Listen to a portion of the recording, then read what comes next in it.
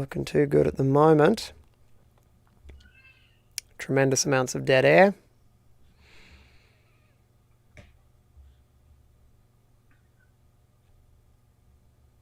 Yeah, it might have nuked our. Oh no! Look, I think we are back.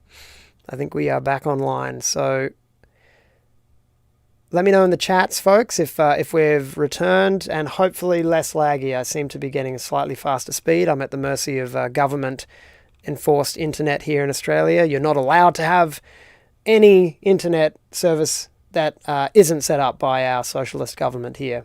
They have put a government monopoly on us and restricted competition, as all good socialist states do. So, just give me a quick note in the red chats. lines and slow internet. Well, we've got toilet paper lines this week in Australia. There's been a massive panic for toilet paper because the first coronavirus death occurred. And so, yes, we have choked internet and no toilet paper on the shelves. So, yeah. By the way, people, coronavirus prevention tip: buy toilet paper. I'm not sure what the connection is, but there's somewhere there's a connection there because it's gone on low supply. Well, I guess people are literally shitting themselves about this thing. Now, yes, okay, I can see what's happened is that we have returned to a new stream. So we're just going to have to live with that on YouTube being broken. And we can upload the uninterrupted stream to rationalrise.tv. So apologies to anyone who is a bit confused. I think everyone will find their way across to the alternate stream that's now happening, and we can carry on. We really were only into the preamble tonight, and hopefully the buffering is not going to be an issue from here. I forgot to disconnect my VPN before launching tonight, and that often presents problems. So tonight we are discussing leaving a legacy. And I was beginning to speak about the Medici family. They were a great and powerful family in Florence in Italy, and they were largely responsible for the Renaissance. The Renaissance would not have happened had they not, across many generations, built upon their father's investments in, obviously, in land and wealth, material investments, but also investments politically. They were very powerful, and they were ruthlessly powerful. They had enemies, and they would kill them if they needed to maintain their position as a family of power. And their sons took it upon themselves to continue their father's work. So you cannot do that. You cannot build an empire or a dynasty unless you teach your sons to be invested in the same mission as you, the same multi-generational cause. And thank God that the Medicis did what they did, because they really brought Europe out of the Dark Ages by using their wealth and power to enable great art to be made, to enable the beginnings of science, to fund genius like Leonardo da Vinci and Michelangelo, to restore some of what had been lost from the great days of the Roman Empire. They had completely lost the formula for concrete, which the Romans had, and were able to build these amazing structures with. And this was sort of rediscovered because there was ample wealth being invested in the Medici dynasty, and they were patrons for the arts and the sciences. So, for all their evils and all the criticisms you could make of them, they were a successful dynastic legacy. And we all benefit today from what they achieved. This could be you if you watch our show tonight.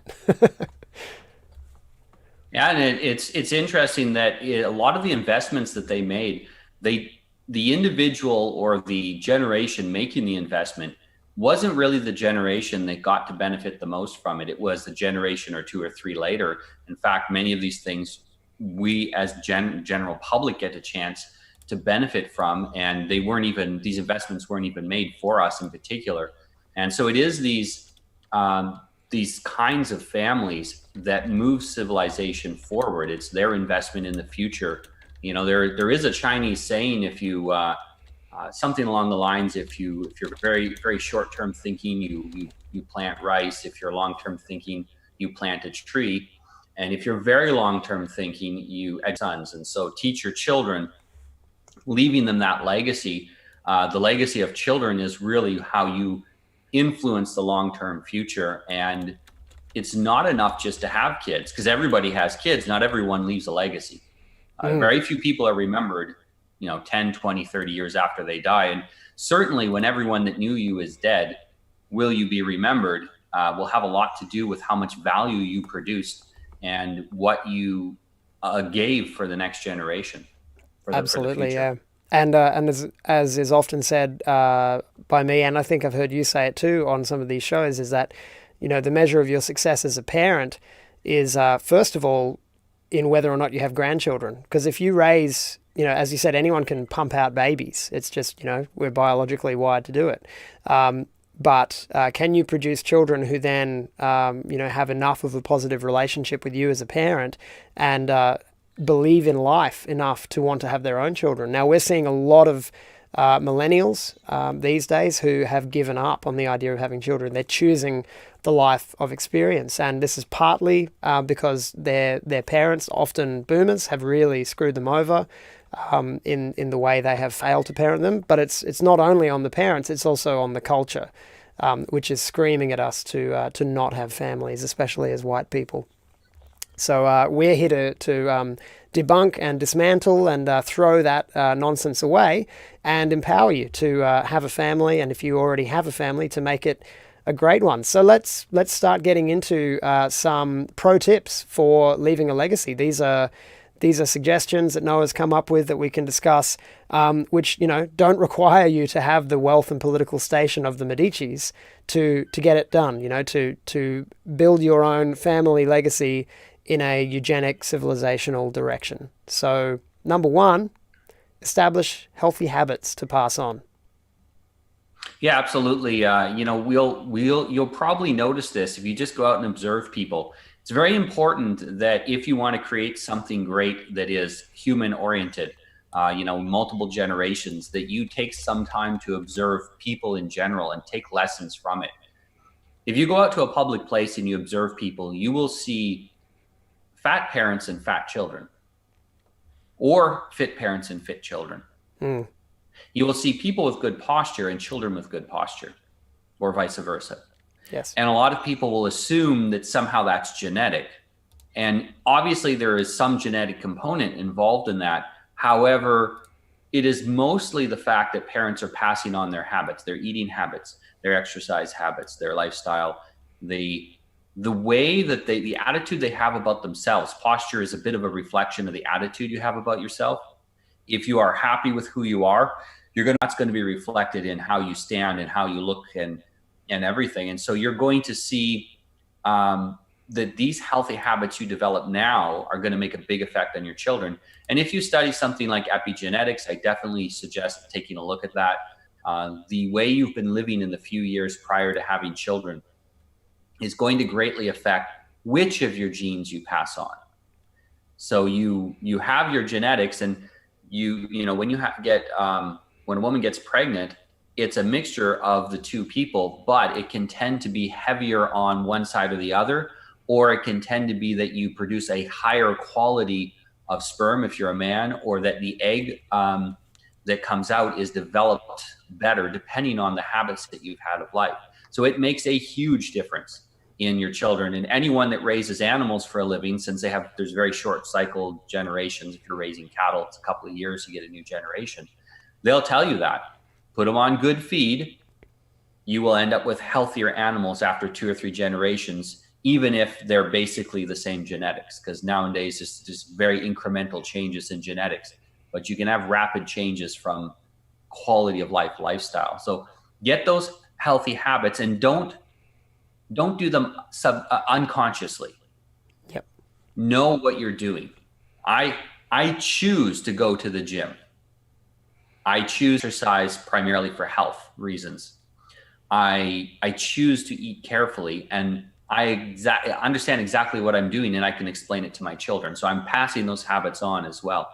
And it's very easy, especially if your kids aren't doing homeschooling, for them to pick up a lot of bad eating habits from kids at school. So, sometimes grandparents are a problem that way. kids know they go to grandma's house, they get boxes of cookies to eat. Don't they So there will just? be a yeah, there'll be a time when they experiment with that, and there are ways to deal with that.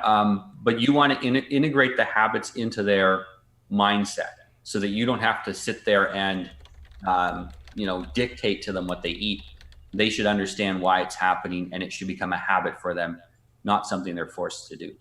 Absolutely. Yeah, no, I my younger son has a sweet tooth, you know. He's much more interested in sugary things than my older son is, who just loves, you know, meat and bone broth, and, you know, he's just always been into the heartier food. But yeah, my little guy is very, very easily tempted to sugar. And, you know, we've indulged a little too much, certainly a lot less than most parents that you see out and about, but we're conscious of it. And he's, you know, he's a healthy boy. He's the right weight for his age and all of that. But, you know, grandmothers also, he has lots of contact with both of his grandmothers, and they just don't seem to be able to resist indulging that sweet tooth. But I took him out, just he and I went out today shopping to stock up on supplies to be ready for the apocalypse, which is apparently coming. And you know, we went through one of the supermarkets, and you know, his eyes straight away locked on the whole confectionery section, and he was like, "Can we just get some sugar? Just some? Oh, that's for weak people." You know, we as he does it, and lifting weights with me in a you know 4-year-old capacity, so he wants to follow in my footsteps, and he knows that I'm aiming at being strong. And so when I asked him, "Is that what you want?" He said, "No, I want to be strong and healthy." It's like, right, so we won't have any sugar then. Oh, okay. And then he said, "On my 5th birthday, can I have a little bit of sugar?" I said, "All right, deal. On your 5th birthday, you can have a little bit of sugar." Now, you know, he gets plenty of carbohydrates in his daily intake, and he eats lots of fruit. But setting the example requires, and I think, you know, a huge part of being a parent is setting proper boundaries. Children will not guide them properly, and one thing that we see a lot of these weak and sick people doing when we go out and about is indulging every wish of their child, because they're trying to compensate for some deprivation or trauma that they experienced, or, you know, maybe even something more malevolent than that is going on. But yeah, a lot of parents find it extremely difficult to say no to their children, or they want to give their children everything they want, including a sex change at age 10. You know, so we have to not do that. It's crucial to set those healthy habits by modeling them and enforcing them on our children as the parents. That's our responsibility.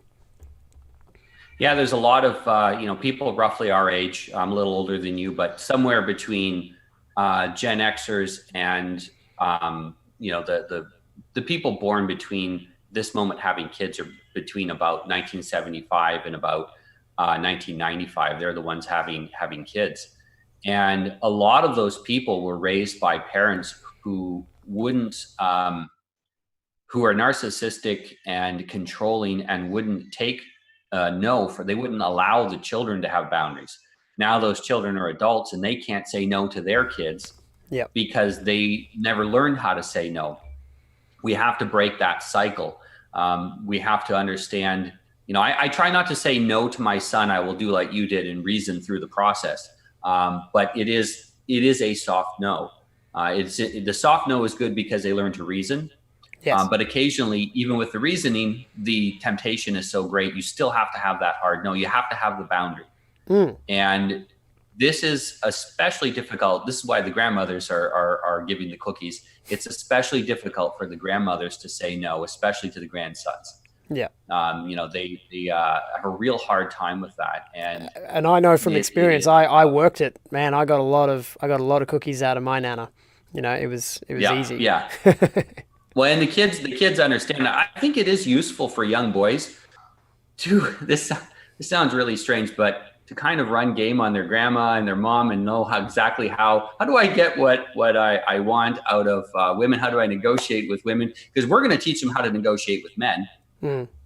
It's good for them to learn that how to negotiate with women, and so there is some benefits to it. But of course, there has to be boundaries on what they have. And as fathers, we are the entity which creates structure in civilization, and we do that through structuring our children with boundaries.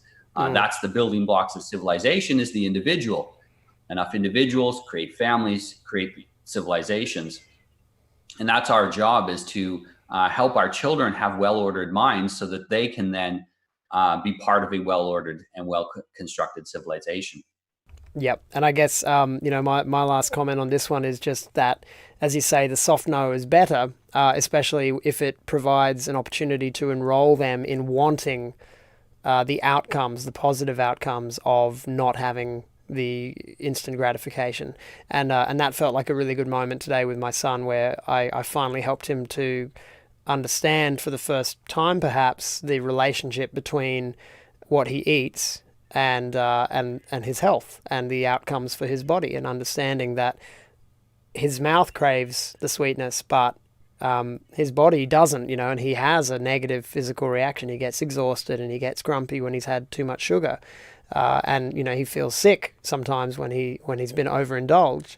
And so I helped him to remember those moments as we're shopping together, and then he was very enthusiastic about getting the carrots and getting the meat, and getting the things that are healthy and food that makes us strong and healthy. So, talk. I mean, a lot of parents give the hard no's and the hard yeses, but they don't spend time reasoning with their children and talking with them as a normal human. I see a lot of parents talking down to their children or babying them far beyond the age that they need to be babied. My little guy is 4, and he has a very cute little voice, and he doesn't pronounce things properly, and people want to baby him, but he is extremely intelligent, very savvy, and suspicious of people, as he should be.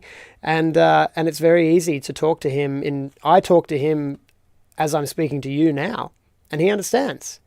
So parents, can really cultivate intelligence and reason in their children by not depriving them of reasonable, intelligent conversation. So that's another healthy habit, I think, to give your children. Yeah, it's and if you have these good habits, you're going to start to get the second item that's on this list. And if you like, you can pass on to the second one. Yes, let's do that. Now, apologies to the people at home. My bandwidth for streaming seems to be extremely poor tonight, so I'm imagining people are going to tune out. But I am recording, and this will be uploaded in quality immediately afterwards to make it up to you guys. But yeah, hit refresh. If it freezes up, just hit refresh again, and we'll be back momentarily if it cuts out. All right, number 2 is cultivate a good reputation for yourself. Yeah, so if you have good habits, you're going to make good decisions. The good decisions come out of the good habits, and those will get you a good reputation. The reputation is very important. You mentioned the Medicis. Families have a reputation, but that reputation starts with the founder of the family. Now, it's interesting because we'll talk about people who founded families. Well, those people had parents. Yeah. There were previous generations. But there was something different about the individual who founded that family, because he said, okay, I'm going to upgrade this we're going to upgrade from nobodies to somebodies. And from here on out, we're somebodies. I'm going to create a reputation for myself. And a lot of families are founded on some ruthless individuals. Sometimes that's what's necessary in order to move things forward. But the creation of a personal reputation with the thought in mind that this is going to be an intergenerational thing, and that your great grandchildren are going to benefit from your reputation, I think is a very different way to look at it. Nowadays we're told not to judge anyone, and that we're all equal, and that everyone is the same, and we there's nobody better than anybody else. Oh, what do you think, you're better than everyone? Yeah, but well, the not reality everyone. is just many. We'll have reputation. Everybody knows who we are. Yeah, I tend to just admit straight up these days that I'm an elitist and a classist, and that most people require rule to be ruled, and it works out better for them if they accept that and know that, But I mean, these projections, the GSRRM that gets thrown our way for trying to be truthful and empirical about human behavior and human structures is always self-detonating. You know, don't judge. Oh, you're judging me for judging. So what? Yeah. Yeah. Yeah, the only people that are worried about judging are people who would be judged poorly. Yes. You know, I'm Yes. I'm happy when people judge me. I'm happy because the people that don't like me have a type. And when the enemy condemns your work, it's an endorsement. Yeah. No, Absolutely. so it is you know a man can be you can tell a man by his friends and his enemies. You can pretty much tell everything about him by who doesn't like him and who likes him. And you know we want to make sure we're disliked by the right people and liked by the right people. And I And think that's when we create that reputation for ourselves. this is a distinction of the patriarchy versus the matriarchy. You know, the matriarchy exists within the walls of the patriarchy, and it's essential within the cave, within the hearth, within the castle walls, for there to be among the women and the children a level of at least the pretense of equality to maintain harmony and peace. And so women have this instinct towards equalization, at least the speaking as though they are equal with each other. Men are far more likely to be disagreeable, and it's necessary for us to do that in order to be warriors, you know, and pioneers, and you know the sentries on the ramparts of our civilization. And so, yeah, this you know there is a function to that feminine leaning towards equality, but the matriarchy, when it's then blown out as it has been in the 20th century into the feminarchy, where our society is now ruled by those feminine standards, and we don't have a patriarchy protecting the feminine, soft inner core of society, we see that it becomes total insanity. Total insanity that degenerates very, very quickly. So, yeah, these necessary roles are there, and men need to be constantly competing and holding. You see it in the instinct of boys. They want to compete. They want to bump up against each other and find out who is the best and where do we stand on the hierarchy among each other. Girls are certainly capable of that too, but they tend to have less of an instinct towards it, I think, in their natural state. They're pushed towards that kind of masculine competitiveness now by our culture. Fierce young women are being, you know, churned out by the media machine, but it doesn't seem to bring stability or happiness, you know, and it certainly doesn't seem to be cultivating families or legacies to be continued. So yes, Yeah, you know, you get the reputation of a woman is necessarily different to the reputation of a man.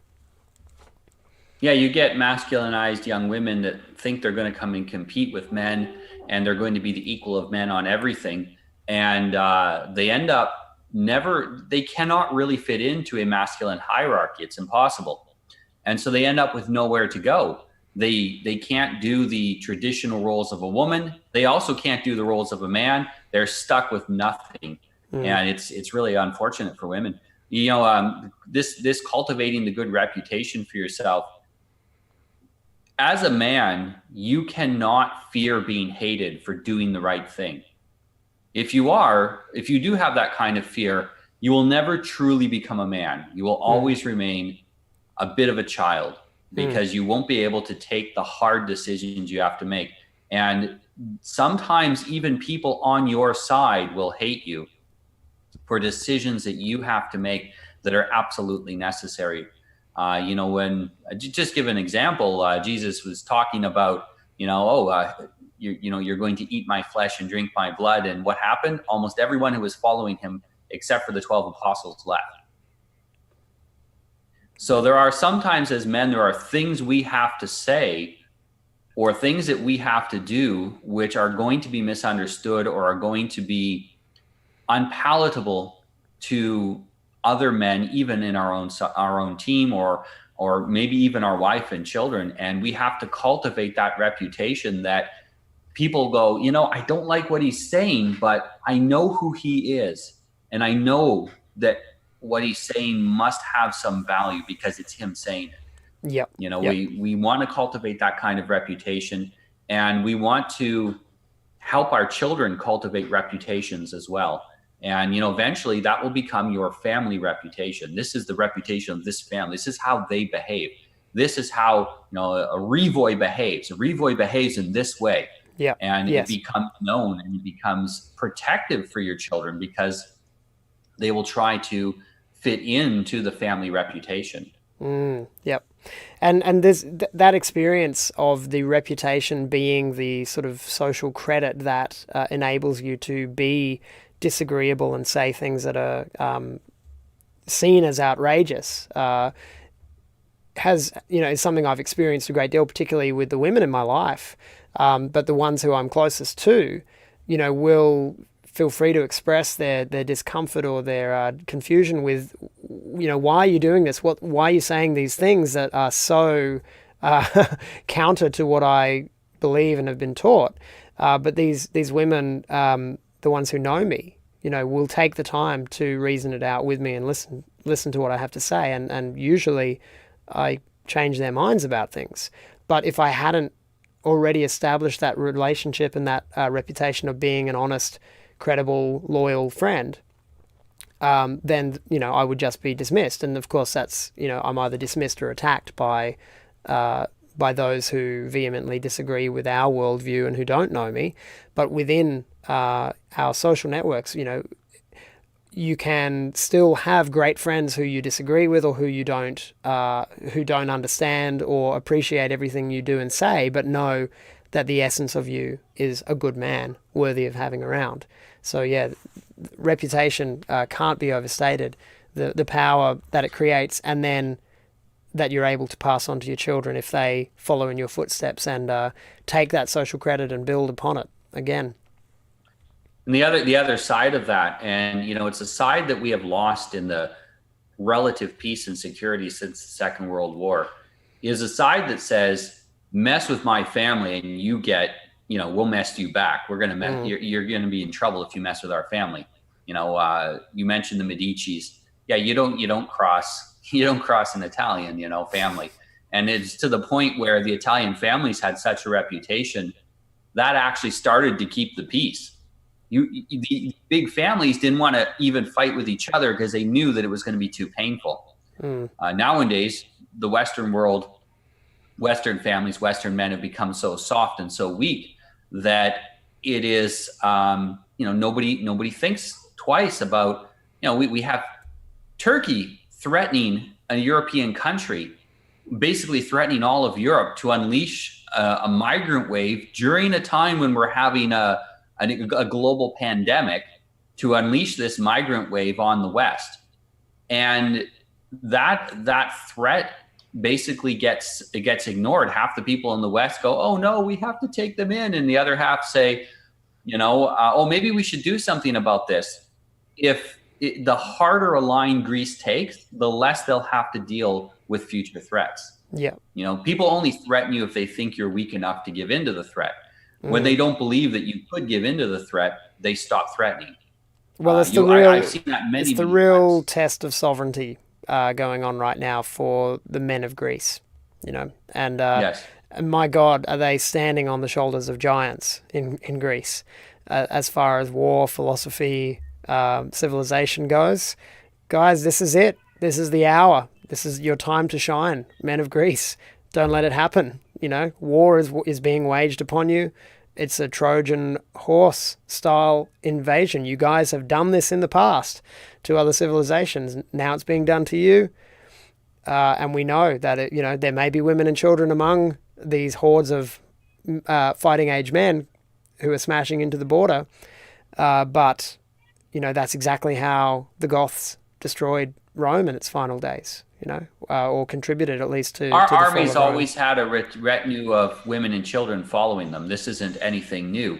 Medieval armies did that. There was always some women and children following the camp.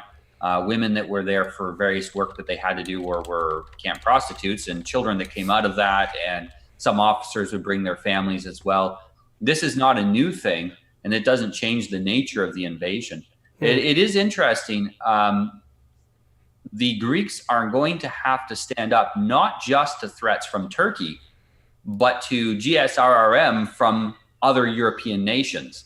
So they're going to get it from both sides. And this is going to be a real test of Greek sovereignty. Do Greek people even exist? That's really the Mm. question. If Yeah. they exist, we'll know it because they stand up for themselves. If they Yes. don't stand up for themselves, they don't exist. You and your people do not exist if you are not willing to stand up for yourself and to hold on to what you have. Otherwise, you're just going to blow away in the wind. Mm. And if they succeed and do stand up for themselves, well, the reputation of Greece will certainly begin to turn around in the view of the rest of the Yeah. world. You know, the view of the rest of the sane world, who are nationalists and who believe in the sovereignty of a nation. Let's jump over to number 3. Keep a journal. Do nothing that you would be embarrassed to admit to your grandchildren. Yeah, I think the keeping of a journal is extremely important. We already know, there are studies done about the mental health benefits, the stress relieving benefits of keeping a journal. And I'm saying to keep an open journal that you're going to pass on to your children and grandchildren. And a lot of people, I'm a coach, so I help a lot of people with what we call accountability. They'll set a plan of what they want to do in the next few months. And left to their own devices, maybe they accomplish 10% of that, 20% of that. And a big chunk of it won't get accomplished. And that can really impact your view of yourself negatively. But more importantly, you don't get stuff done. But if you start keeping a journal, you mentioned that the Greeks can be inspired by their heroic ancestors. Why? Because somebody wrote down what they did.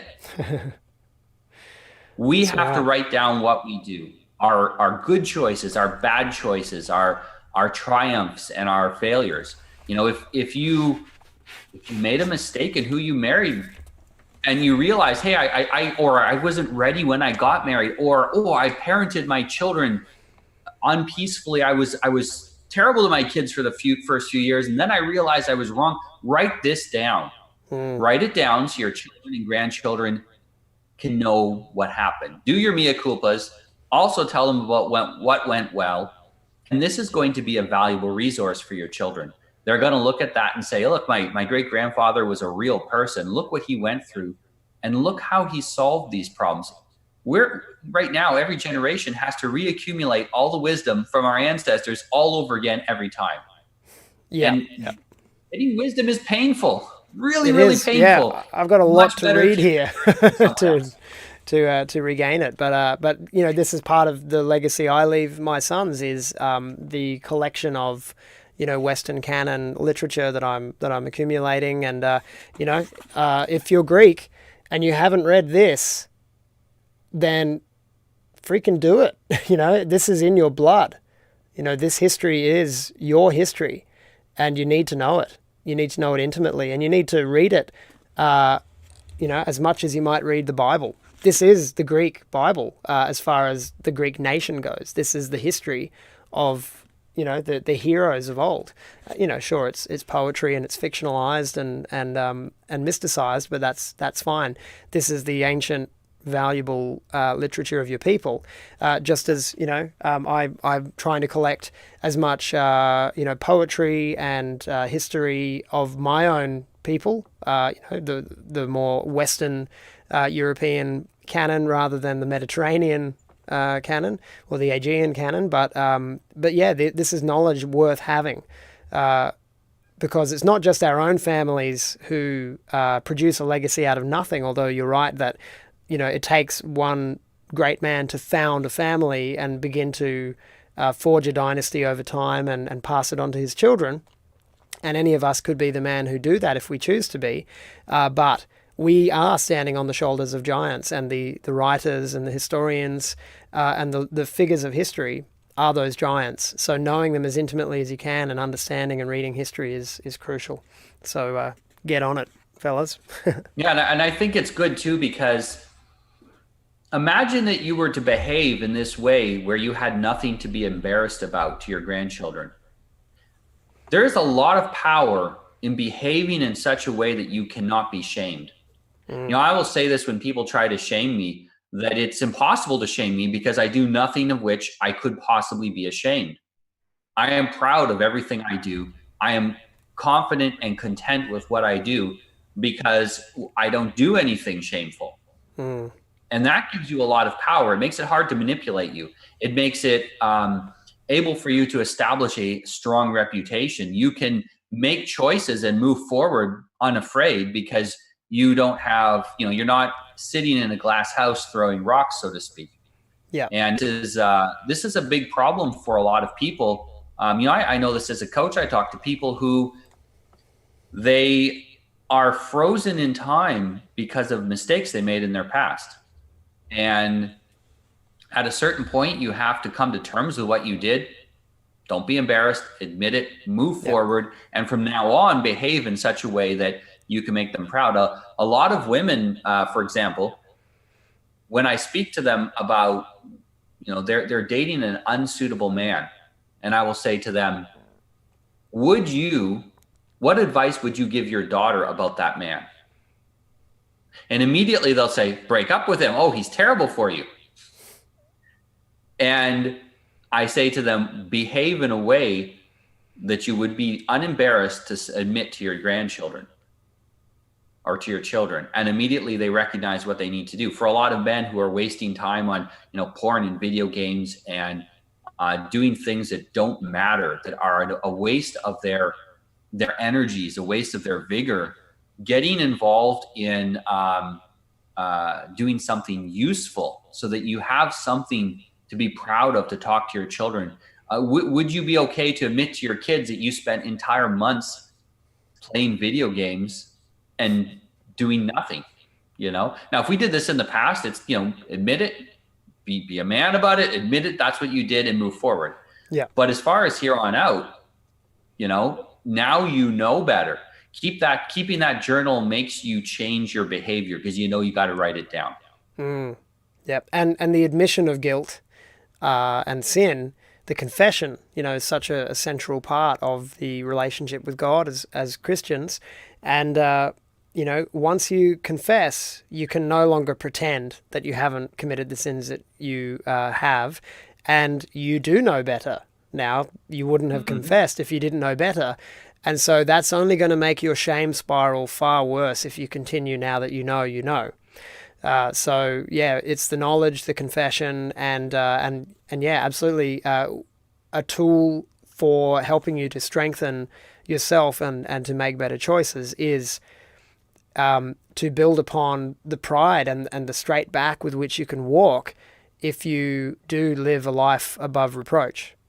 That's a great goal to have, and it's not terribly hard. Speak the truth is probably the most important thing of all. And you can even speak the truth about your shameful past as a way to build yourself up for the future and give your children a legacy worth preserving. Yeah. A lot of kids, they think, I was raised in a real strict environment and I just want to, go out and sow my wild oats and try these experiments. And, my parents didn't let me drink when I was a kid, so I'm going to go and see what it's like to get drunk or high or whatever. This is really common. Kids that were raised wanting to rebel. Now, if you keep this journal for your kids and you say, hey, look, your grandpa, this might not be your children, it might be your grandkids. Read this and go, your grandpa, he did all those things. And you want to see what he said about it? He said, yeah, I wish I hadn't done that. Look at the damage it caused. Look how much hardship this caused me. I had 2 kids or 3 kids or whatever because I didn't realize that I should get married young and have a bunch of kids early on, and I could have had 5 or 6 or 10. And now, maybe, and I'm not just suggesting fathers keep this journal. I suggest mothers keep a journal as well, and maybe you collect this into a family compendium. But it is very powerful because it's your opportunity to give advice to people you may never meet, to your descendants you may never meet, so that they don't have to make the same mistakes you did. All of the great families in history do these journals. I know people that are connected with the British royal family that have told me that their family has an archive with journals of what everybody did, what lessons they learned, what good they did, who owes them what and who they owe, because that's very important to intergenerational family debt. If you want to have a family reputation, you got to take that on sometimes.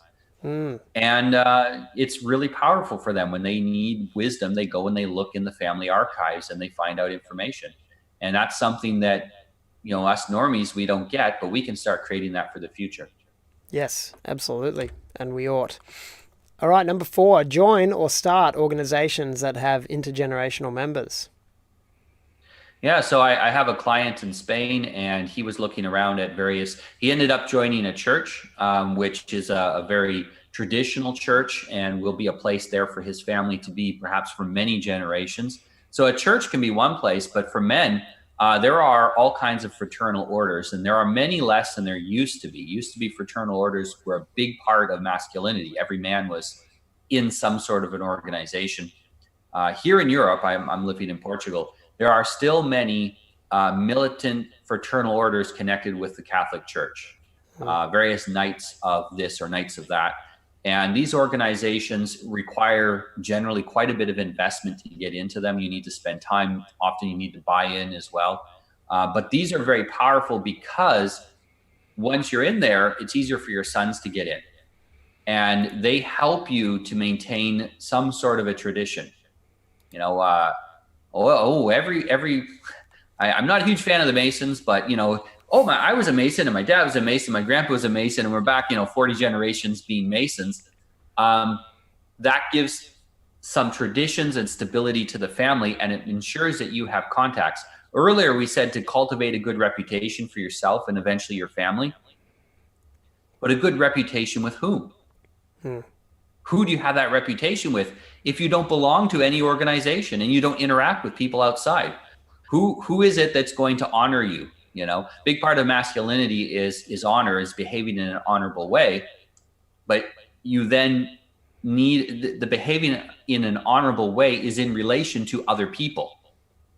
It's not something that can happen in a vacuum. We've become very excessively individualistic in the West, and part of that process was going from the extended family and the manner level of understanding ourselves down to the nuclear family. That was a step along the way to becoming isolated individualists, and we need to start spreading back out again. Starting family, good. Move farther, go farther out, make other kinds of connections in your community. If you're going to live in a village and you want to live there multi-generationally, get involved in the village. Don't be an outsider forever. Mm. Join in, get involved in the local politics, go to the church, bring your neighbors some treat that your wife bakes, whatever, but get involved and, Yeah. and be part of your local communities. Or as Kurt would put it, invest in the commons. Exactly. Yeah. Exactly. Excellent. All right, let's roll along. We should pick up a little pace now. Number 5, write a book of accumulated family wisdom that you keep adding to over multiple generations. Yeah. So you have your journal, and Proverbs. that says what happened. Mm. Sorry? Proverbs. Yep. Yeah. You have your journal, and that says what happened. But what lessons did you take out from this? Mm. You may want, and it's an excellent idea to extract the lessons from the journal so that someone doesn't have to read through 10 generations of history to get a lesson. Yeah. You can extract that and start creating a nice book, and do print it on archival paper, make it real nice, and maybe every few years when you get a nice thick margin on it, because it's the margins that get damaged on books usually, and this way you still keep the text. And every couple of you get 30, 40 pages together. Well, bind them up together, and start making a real book out of it. Make a nice leather bound book, and let that be the wisdom of your family. Mm. There are, I'll give you an example. My family had a book like this, and we had rules about who was allowed to marry into the family. Now, of course, anyone in the family can marry anyone they want, but then you weren't in the family anymore if you married someone that wasn't approved of by the family. And they had rules like no one that did abortions or infanticide. You had to be able to read in order to marry into the family. And you had to be able to read the Bible and explain it as well. So that showed that you had a certain level of intellect and an ability to understand what you were speaking about and make an argument. You had to be healthy. They had a bunch of different rules that they had. And this was very useful for keeping the family together for many, many years. as they moved around in Europe, because it was they would often move because of religious persecution, since they were kind of an anarchist, religious and political anarchist family. So they really weren't, they didn't accept the authority of the big church, and they also didn't particularly like government, and so they would end up having to move around wherever there was very little of both those things. Mm. And so having those rules helped them to stay together and help them uh, to have a high functioning family, and they were very successful everywhere they went because of that. Yeah, right. So yeah, I mean, this is putting the fire under my butt because my family has shared a great deal of at least the generations I've had contact with. My grandparents on my father's side, and my father himself, have been great storytellers and sharers. And my father's a professional author, and although my grandmother wasn't a professional author, in her 70s and 80s, she wrote her memoir. Now, she was a great verbal, like, orator. She was a great storyteller. And she'd always tell us stories about her life and childhood growing up in India. And but she was also a very determined old lady, so she learnt to type on the computer at age 75. And, she did the granny two-finger typing. And so she was processing this Word document for many, many years. And it was always, when's the memoir coming? And she was constantly telling everyone about it. But we were like, when's it coming? And finally, in her 80s, she got it done. But it's a thin book, and it's quite thin on description too. It's far too brief compared to the level of detail that she used to share, orally with us. So I have half a mind to rewrite this now that she's gone, and take this as her structure and synopsis and as the guide, but to flesh out some of those stories that I know and my father know more about from hearing them from her, and to tell them with their full richness. So, If you do have older relatives and they're good storytellers at this point, I mean, you can't do this now; they've passed away. Take your phone, start recording their stories, yes, and you absolutely. may not be able to do anything with it now, but one day you're going to be able to start. You or even your kids will start typing those out and Mm. making them into part of a family memoir. It's never been easier, and it's one of my great regrets is that I didn't have the tape recorder out all the time. I do have some tapes of my grandparents telling me these stories when I was young, but not enough. It's mostly in here, so I have to now get it out before that knowledge and that memory is lost. But now, as you say, pull out the phone, sit down, and get them to tell their story. And then you literally go to rev.com and you submit it, and you pay $1 per minute for some well-educated Asian to type it out for you. And you get back the Word Yeah. document, you print it out, you bind it. It's done in their words. That's the minimal approach. You don't have to, be a great writer or an editor, but you can at least capture and print that knowledge as it comes from their mouths at this time. So yeah, it's never been easier. And if there is knowledge and wisdom and experience to be passed on, capture it while you can. Because yeah, I deeply regret not capturing more of the stories in a permanent fashion. And But a good I thing to go along with the family book is the family tree, keeping a good, well structured, well documented family tree. That looks like a huge amount of work, but if you start off with all the family, your parents, grandparents, and then your wife and children, just go a couple of generations down and let people build on it. And if you feel like it, at a certain point, a lot of times people retire and then they start putting more effort into this. But at least mm, you have something done, and you can start to work out from that, and increase that. And I think it's important, if you can as well, to add some sketches or some images of the family along with this book. So you have a bunch of wisdom from your great great grandfather. You kind of got an idea of what he looked like, or in my family's book, they didn't have any photos, but they would have descriptions. Oh, so and so was this height and roughly this weight and blue eyes and mm, whatever, blonde hair. Or, they would give some descriptions of him. Oh, and he always liked to have a beard, or maybe he was always clean shaven, whatever. And that would make him more real. That would make the Mm. person more real to you. And it's Yep. a lot easier to take advice and to read things when people feel real to you. It has Absolutely. more of an impact. Yep. Yep. Like a good character in a novel. And I've been lucky, very lucky that my family have sort of entrusted to me in this vault and shrine to knowledge that I've built here.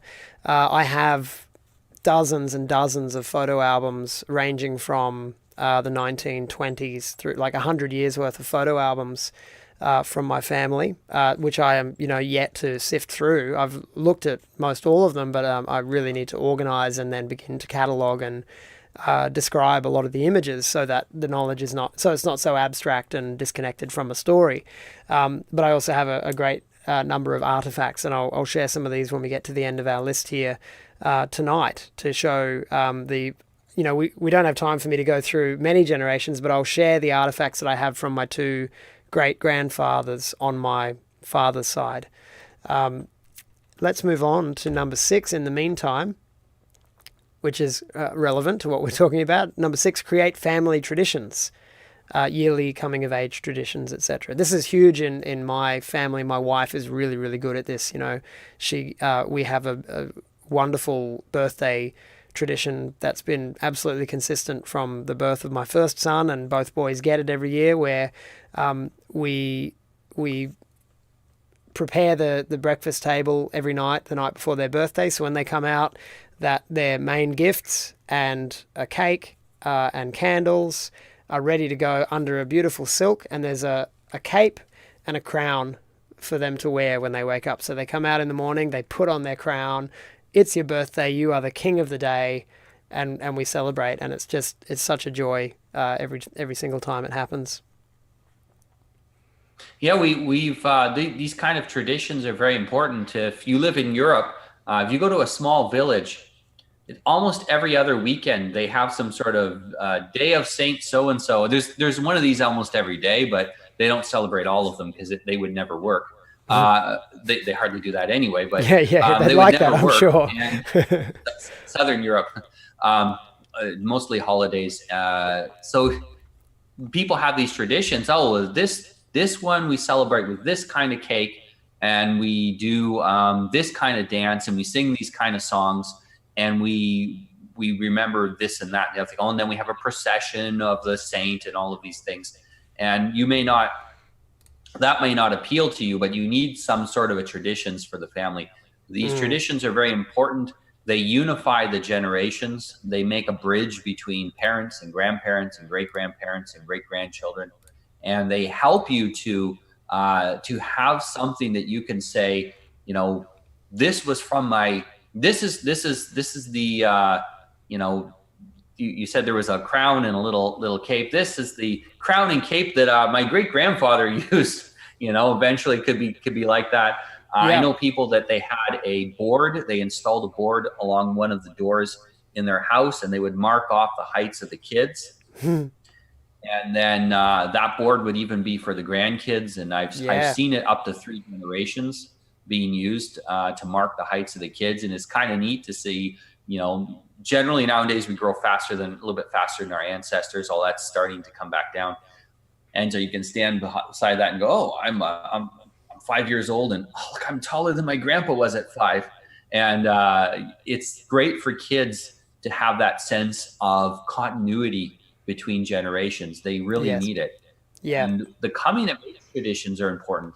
A lot of people complain that modern, women kind of have a coming of age thing. At some point they're going to start their menses, and that means that there's usually some at least they're going to get explained to them how to look after themselves and what they need to do. But boys, you're a kid, and then later on you're a man, but when do you switch from being one to the other? Yeah. And what does it even mean to be a man? This was something I struggled with far too long. What does it mean to be a man? And we used to have rites of passage and trials to go through that would mark, okay, you've displayed sufficient courage to the other men, to the older men in the tribe.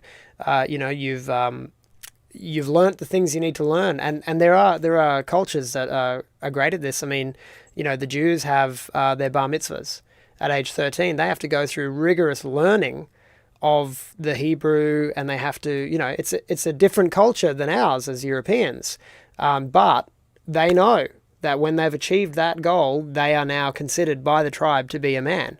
So that is all that we need. Every tribe needs to have their traditions that set challenges for men, for boys, it could be eating the still beating heart of your first deer that you've slain in the woods. That one appeals to me. I wish I'd done that when I was young.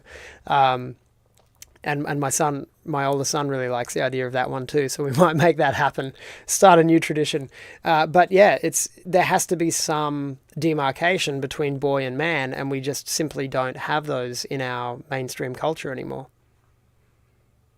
Yeah, and it's very difficult. I mean, we have a lot of men, they're 30 and they're still behaving like a boy. And, we criticize them, sure, but we're not, society itself isn't really doing anything to fix that. And, I help my clients with that process, but we can really fix it by making sure our children don't have to go through it. We have to put thought into helping them to clearly mark. I've helped my son with this between baby and child.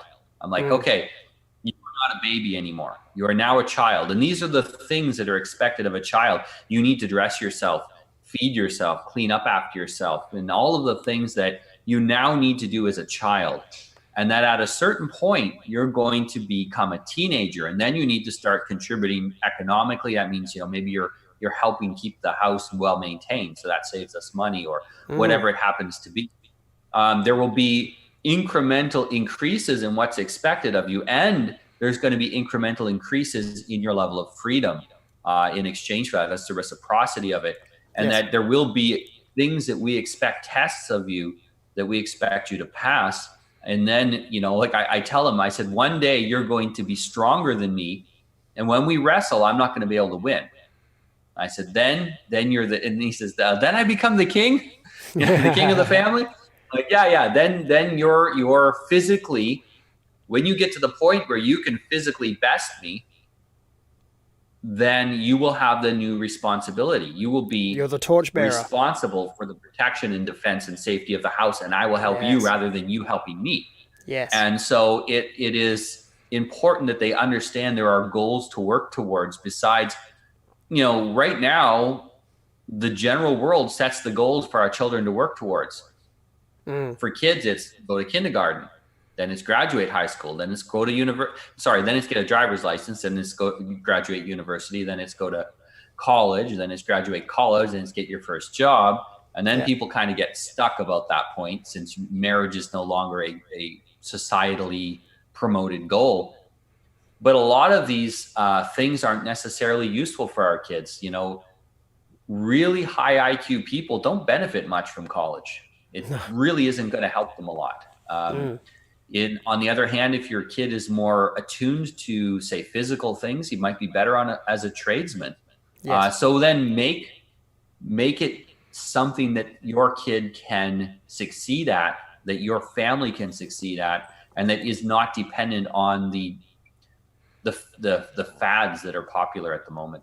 Yeah, absolutely. Because if you roll with the fads, then, a lot of boys' ambitions are to become, world famous celebrity competitive video gamers on Twitch, and girls to become Instagram whores. So, don't let your kids follow the trends, and keep your daughters off the internet, for God's sake. All right. Let's like my son says, shut down your Facebook. And speaking of aesthetics, number 7, create some family aesthetics, a family crest, high quality professional photos. I can share actually mine right here. This is at the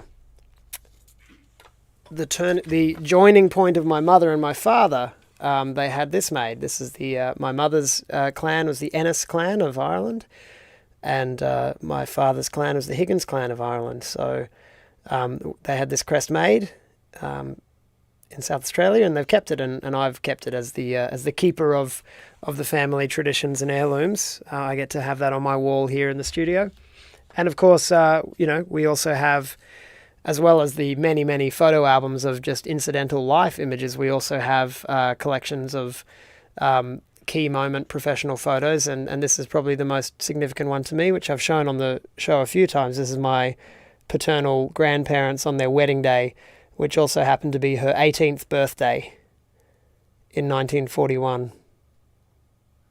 So, Oh my goodness, you mean she didn't go to university and get a degree and wait till she was 40 to have kids? no, she certainly didn't. And yet, in her 80s, she became a very successful author. She gave away hundreds of copies of this book to people in our local town. So I call that a highly successful author. Absolutely. A lot of the young women today going to university, they're going to go out and get a job making slightly above minimum wage and never end up having kids. And when they pass away, no one will ever think about them again. Whereas your grandmother, she's going to be remembered, especially since she took the time to do some of the things we're saying now, writing down things about herself. She's going to be remembered for many, many generations into the future. Well, this is the curious thing is I talk to my sons a lot about our ancestors that I know of, the real, like we talk in the abstract about our Viking ancestors, and that's always a fun conversation, but we also talk about the people who we know about, and chief among them, my paternal great-grandfather and, the Higgins line, essentially going back 3 generations. So my great-grandfather Higgins and my grandfather Higgins, who I had a deep personal relationship with. My sons have never met Aubrey, my grandfather, who was in that picture. They never met him. He died before my sons were born. But they know him. They know his spirit. And I talk of him often. And I evoke his spirit in the way I lead my family, because he was a great patriarch and he taught me well how to be a good man, how to be a good Christian, how to lead a family with integrity. And so I try to emulate him and continue the traditions that he taught me. But I also talk about him and show these artifacts that I have to my sons, so they speak as though they know him. And that's a curious thing, that line, although was threatened to be broken, especially around World War One, when my great-grandfather was killed and left my grandfather as a 4-year-old without his father. My grandfather was able to found the new family and become the patriarch as he became a man, and now we have at least 3 generations of unbroken wisdom being shared from father to son. And that's a great gift that I'm very, very grateful for and grateful to be able to pass on. And that's a great opportunity you have to document that wisdom. And that makes it more robust against things that happen, world wars that kill off people, and that could be potentially an opportunity to lose that wisdom. If it's written down, it gives a great opportunity to pass it on in a more robust way. Yep, it certainly does. What else do you want to say about family aesthetics? I think part of it is you will notice this if you look to a family, they'll all kind of look the same. Eventually the parents will start to look the same, and the kids will kind of all look like they're more or less dressed the same. And when you go out, what does your family aesthetics say about your family? That's going to affect your reputation. Is this is this a family of people who respect themselves or not? These type of things are going to be important, and they're going to influence how your children treat themselves. If the aesthetic says we don't care, then the kids aren't going to care. They're not going to take it seriously. If the aesthetic is we care about ourselves, we have self-respect, we value ourselves and others, then they're going to have that as it's going to be expressed in how they treat themselves and how they behave as well. Yes, yep, and we can see the degeneration of the male aesthetic in particular in our modern society, and I'll bring up a picture of it. I would like to emulate the dress standard of my grandfather. That he's probably there about my age that I am here, and he was a soldier, but look at the fantastic presentation. Look at the dignity of that generation. and look how much we generally don't have that now. It's something that you know, call me a fascie, but I'd like to look that good. Yeah, no, it is a rebellion against the lack of, how we dress tells a lot about our views of the world. And if we're dressing for a man, we dress in a masculine way. We're telling our sons that masculinity is important. That if you take a look at men's clothing is ordered and organized. Mm, It's very structured because that causes us then to think in a more structured way. And if we look to clothing that is, if you see upcoming men's clothing in high fashion, it is chaotic. It is disordered, disorganized, mm. because there is an attack on the organization of masculinity, on our ability to regulate and organize the world. And we want to fight back against that. In a time when masculinity is rare, those who are masculine have something of great value. Mm. Now, I see a real bull market coming for masculinity, where it's, if you raise manly sons, they're going to be in high demand.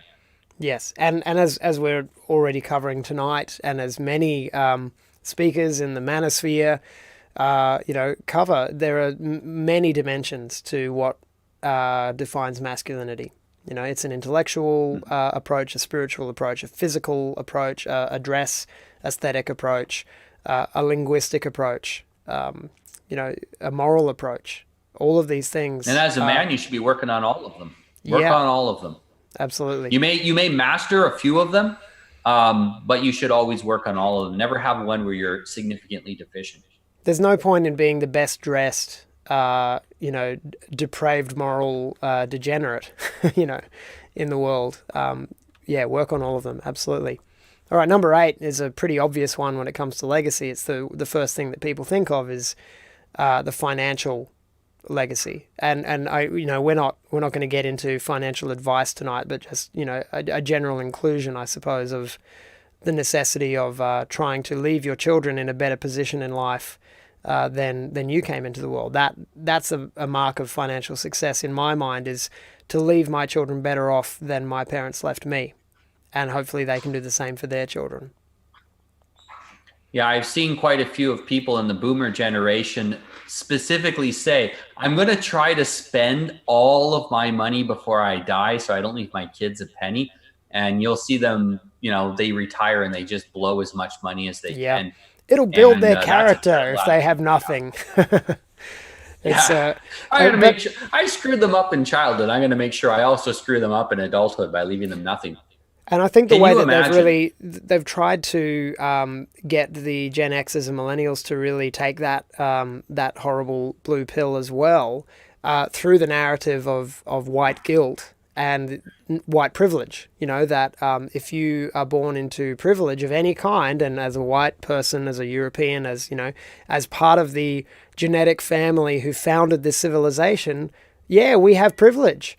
But ought we apologize for it, or ought we pay it forward to our children? And I see the privilege that I have received, which is really, as far as finance goes, it's nothing. I have come from poverty because of the breakages of that line of tradition, and because of the horrors of the 20th century that deeply affected my family. I have grown up in poverty, and the wealth that I have today is by my own hand and by my own good choices, and in spite of many bad choices. So I don't apologize for the privilege that I have, but I recognize the privilege that I have, and I see it as a debt, not to society, not to immigrants, not to refugees from Turkey or Syria. I see it as a debt to my children, and to my unborn grandchildren, and to my unborn great-grandchildren. And I think this is the way that we can be honest about the privilege we have and its necessity in building a civilization. Yeah, can you imagine if you're able to leave your, right now we're highly dependent on banks. You want to buy a house, you got to go to the bank.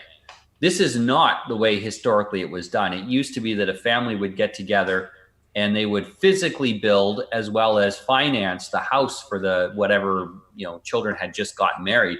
And that's an amazing way to do it. keep that in the family. If you're a parent and you can figure out how to get enough money together that, I know some people they've bought a complex of houses so that they had enough houses for their 2 or 3 or 4 kids. I know other people that have arranged so that they can finance houses for their children so that it is easier for them to get started in life. We talk about, how useful and beneficial it is to marry young and have your kids young.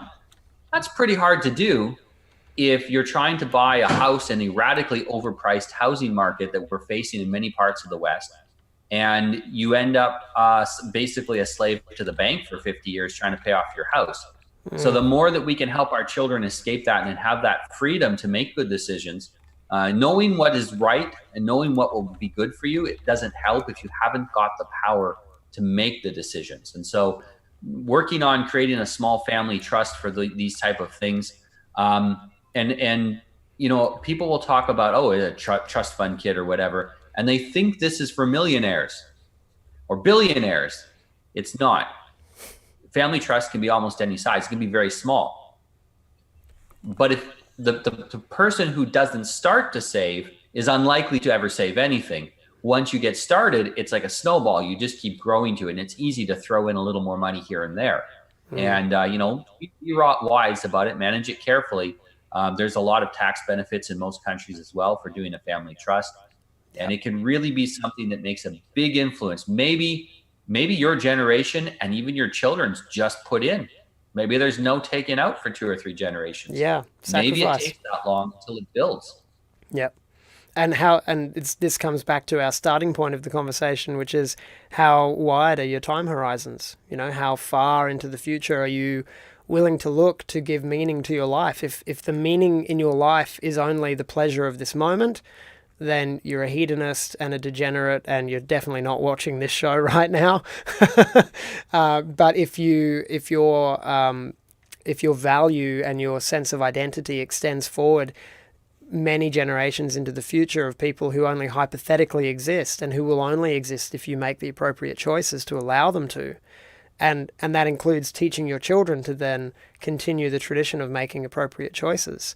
It's a special kind of, I think, a godlike vision, a godly vision, to be able to see your race moving forward into the future and plan now for 5 or 6 generations into the future. You're not going to control it, but you can definitely end the possibility at any time of there being a future for your race. But you can work hard and try to make these kind of proper choices and give it a chance of continuing. Yeah, early on when I first found out I was going to have my first son, I spent some time meditating and thinking about things. And one of the things that I started to see was a shift in my ego and how I perceived myself. And I no longer saw myself as an individual existing, floating in the universe as a tiny speck. Instead, I saw myself as a link in a chain that goes back to my earliest ancestors, and it's an expanding chain because you're the result of many people, both in generations and in width. Yes. But I saw myself as a part of that chain and not just an individual. And I realized that I had an obligation, a debt to pay to my ancestors. And sure, not all of my ancestors were good people. And, a lot of people, they might be watching and say, well, my father, my mother, my grandparents weren't good people. I don't know them anything. They were a blip in history. You Yes. have thousands of ancestors, millions of ancestors. Millions. Maybe. Yeah, it's the mind when you sit down and try to do the maths on the number of ancestors you have, the mind boggles very, very quickly. I mean, it gets so wide that it cannot possibly be. It gets so wide that the number of ancestors you would have had to have had going back far enough. It gives fairly good credence, I think, to the biblical notion that the world's only 7,000 years old when you start to look at the maths of genealogies. Anyway, that's a tangent we won't go down. If you also, if you spend some time meditating on that and you think about the accumulated sacrifice that they had to make in order for you to exist. Yeah. the suffering, the effort that they went through to make it possible for you to exist. Most of human history has been one heck of a hard slog. It's Mm. not always been so comfortable and easy as it is today. Yep. It's been mostly a real hard slog. And, we've had all these generations of hard work so that we could exist.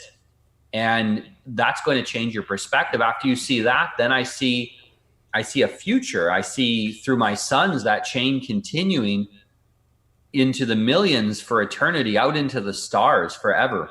Mm. This is very humbling, but at the same time, you feel a lot stronger to realize that you are a link in a chain and really a network, and that you actually are something much more key to the continuation of that chain than you were before. I think a lot of people who aren't having children are doing so because they don't value the passing on of their own legacy. They don't believe that their legacy should be passed on. Perhaps that's something they got from their parents. A lot of people in the last two generations have been having kids just because it was the popular thing to do.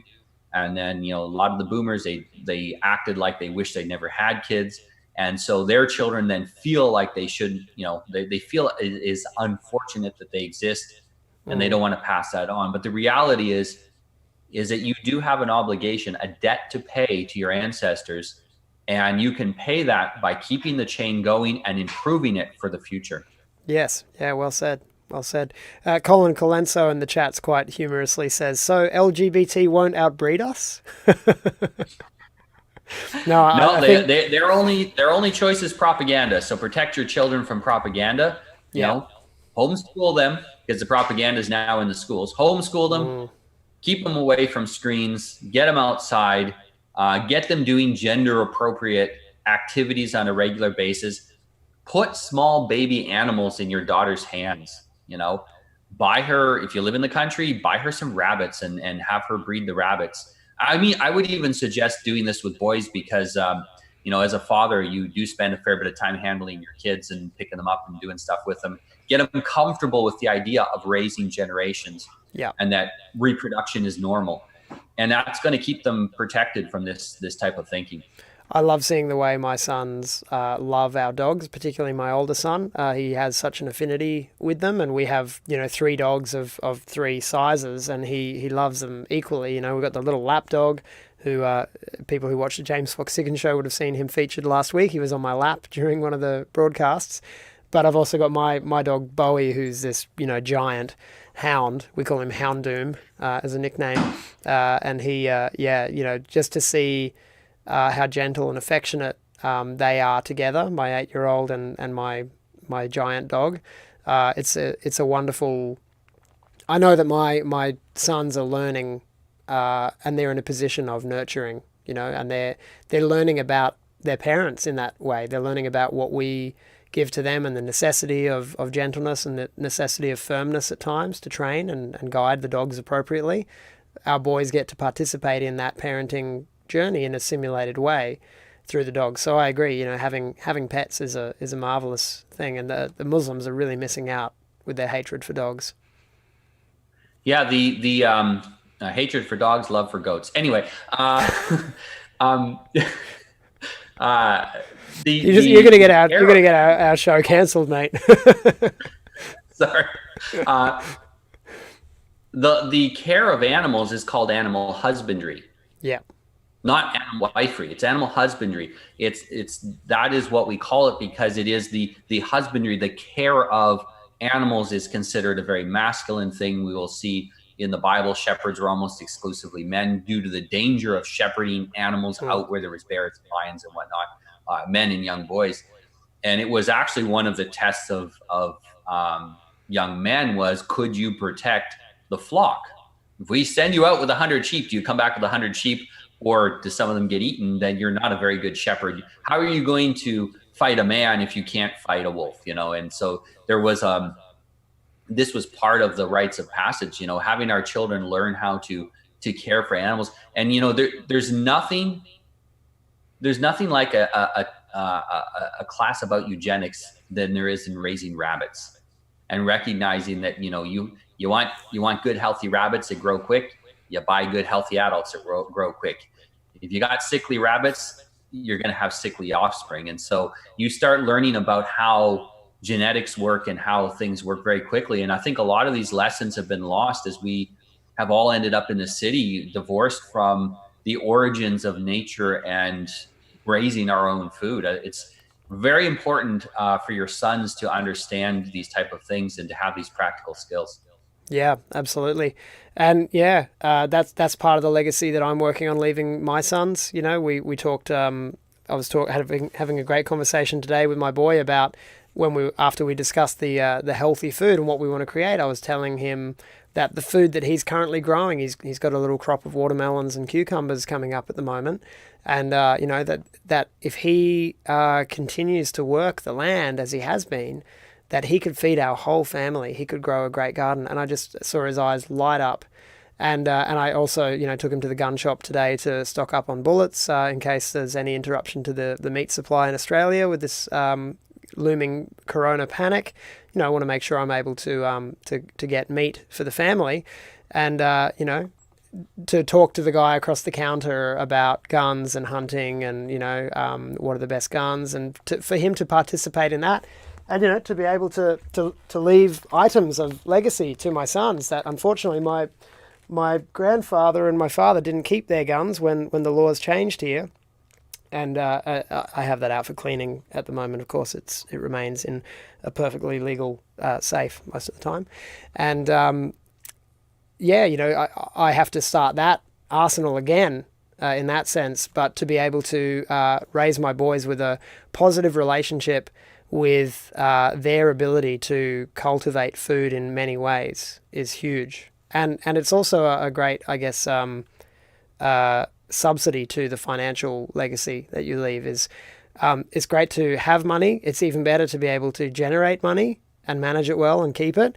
And it's even better to be able to live even if money ceases to be a thing, which is a real danger. At least the current state of global finance and fiat currency is an unstable and untenable one that will collapse at some point in the future completely, and we will have to revert to a simpler way of living. It may not be my sons who have to do that. It may be generations away, or it might be me who has to face that and lead the way for my family through that. We don't know how soon it is, but better to assume that it's sooner than we think. And some of these interruptions might be relatively short. Yes. But can you live 3 months without going to the shopping? You know, 3 months. It's a little blip of time. There have been times in the past where there was a volcano that caused a year or two of permanent winter. Could you survive a year or two of permanent winter?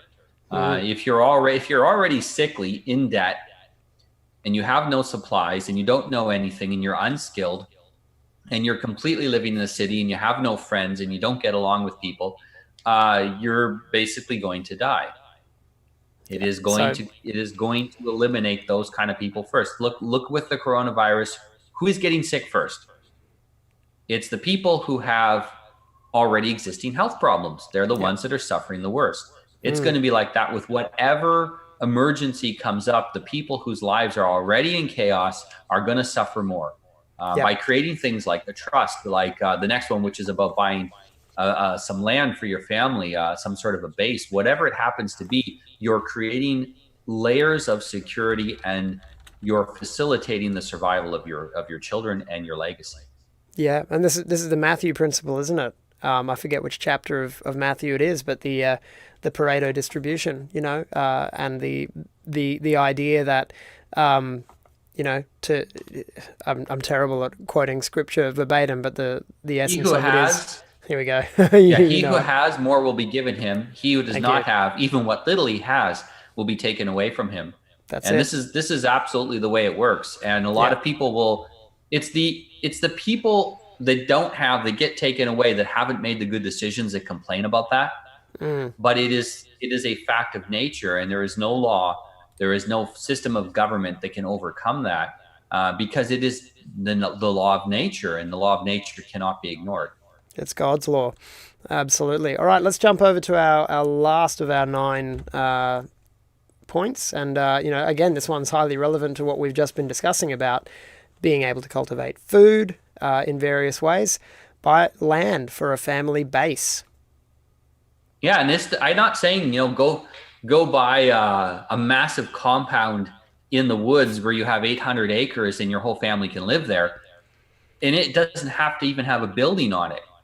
But buy some land somewhere where you guys can all go together camping, where you can, maybe throw up a little shack where you can have some outhouses or something where you can go and get together, and the men can go out and do some manly things of camping and looking after the land and working together, Yeah. and something that is very clearly, this is the family land. This is Yeah. not to be sold. Yeah. This is permanently in the family. The only way we'd ever sell this is if we pick a different place to be the family base and make that connection to the land. It's great to have a connection with you through your blood, through your family, through your relatives. But if we're not gypsies traveling here and there and everywhere. If we want stability, we need to have some dirt. This is our dirt. This is our dirt here. We're connected to this dirt. We've been looking after this dirt for hundreds of years. And you will see that when you go to communities that have been living. There are places here in Portugal, even in cities. I'll give you an example of a place, Alfama in Lisbon. The people that have been living there have been there for between 800 and 1,000 years, depending on the families. There are people that can tell you, this house that I'm in right now has been in my family for 800 years. These are not wealthy individuals either. No. It's a poor neighborhood. But they've passed on these houses for centuries. That neighborhood, that neighborhood has had some problems in the past of people trying to rob the locals. And the locals start shouting about, someone's robbing me. Out of every building, out of everywhere comes streaming their neighbors to help them out. And everybody knows everybody. They have a kind of social insurance. And after you're in a neighborhood that long, everyone's also kind of related after 800 years. Yeah, yeah. It's like having a massive extended family. This is really powerful. And you can start that by getting some land that will be your family base. That's the place you guys gather. Maybe that's where some of your coming of age things happen. Maybe you get out there and you throw a great big barbecue and, roast a pig and have your family get-togethers out there. But it's somewhere that can be the base of the family. And I think it's very psychologically important to have that piece of dirt that's yours. Yeah, I agree. And unfortunately, my parents didn't keep the land that they accumulated when I was young, and they divorced when I was in my 20s, and sold the land and parted ways, and so I was sort of left orphaned from land in that sense. But I've been blessed again that I've married into a family who have a stronger tradition in that sense and a stronger connection to the land that we're on here. And this is our family base. There are 3 generations of the family living here. There are multiple uncles and 3 out of 4 grandparents for my grandchildren, all here on the same property. I've been able to build this particular building that I'm in my way, and create this as part of the legacy that I can leave for my sons, this library, gym, studio facility. So it's very important to me that I, as we were talking about privilege earlier, that I recognize the blessings that I've been given, and hold them, hold them harder than I'll hold Bitcoin, and keep them for my sons, and cultivate in my sons an appreciation for these blessings, so that they don't walk away from them or run away from them, but rather that they remain and build here. And we have freedom to, as you said, to create dwellings for them on this land. When they start their own families, we can knock a house together for them. And that would be a grand thing. So we've gone well over the hour. We're approaching 2, but if you've got a little bit more time, Noah, I'll give a quick show and tell of some of the artifacts of my ancestors. I've got about 3 to 5 minutes maximum. All right, well, it'll be a quick tour. And I'm going to do my James Fox Higgins stream on Thursday night, tomorrow night, same time as this broadcast was, hopefully with better streaming results. I'll be doing it on my family's legacy, so it'll be a very brief look tonight, but we'll go much more in depth tomorrow night for anyone at home who wants to see more of this. But I'll just show this little set right here. which has already partly disappeared off the screen. Camera sag. These are the artifacts of my great-grandfather. So my father's father's father. His name is Lewis Charles Higgins. He was of the 7th Hussars in World War One, serving the British Royal Army. He was wounded in Mesopotamia in battle and succumbed to his wounds months later and died, while my granddad was 4 years old, as I said. But these artifacts were kept by my grandfather, and he gave them to my father when he died. And my father gave them to me as an early inheritance when he moved abroad.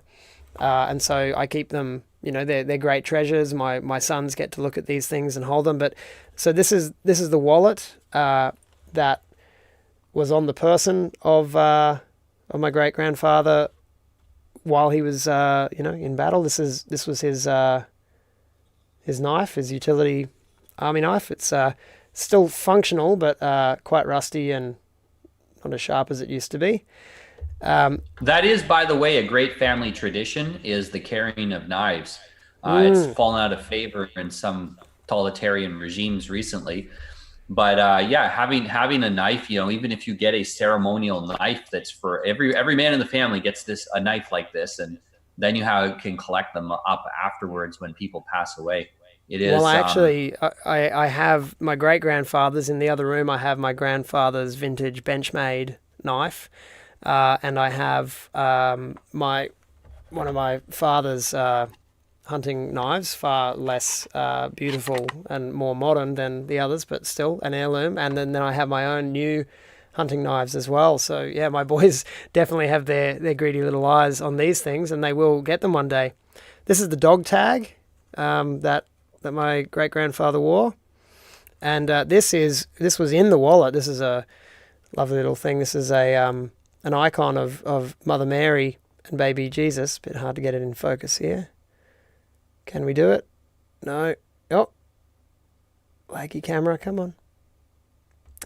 And no, it's not working for us. And Jesus on the back.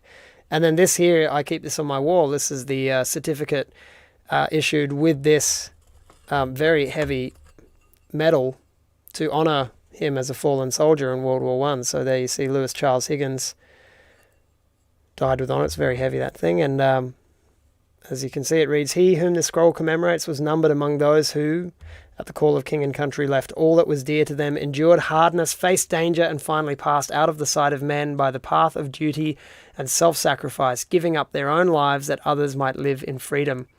Let those who come after see to it that his name be not forgotten." And so I answer this king, this now dead king, and I take up the call. I will not let my great-grandfather's name be forgotten, and it's not. My sons know it, though they'll never know him, at least not till kingdom come. But this is the few riches I have are things like this, and I feel very blessed to be the custodian of the legacy of my family. And I look forward to seeing how that grows with my life and my sons. Excellent. And I'm looking forward to seeing your stream with more information about the history of your family. Great, yeah. Well, that'll be tomorrow night, same time, 10:30 p.m. Sydney time, and hopefully we'll get our technical issues in order. But thanks for everyone who's been watching tonight, and thanks for sticking it out through our dodgy streaming. And Noah, as always, it's been a wonderful and enlightening and inspirational conversation. So thanks for joining me again for Patriarch Hour 8. It's been great, James. Excellent. See you next week. All right, see you everyone very soon. Take care, and God bless and Godspeed.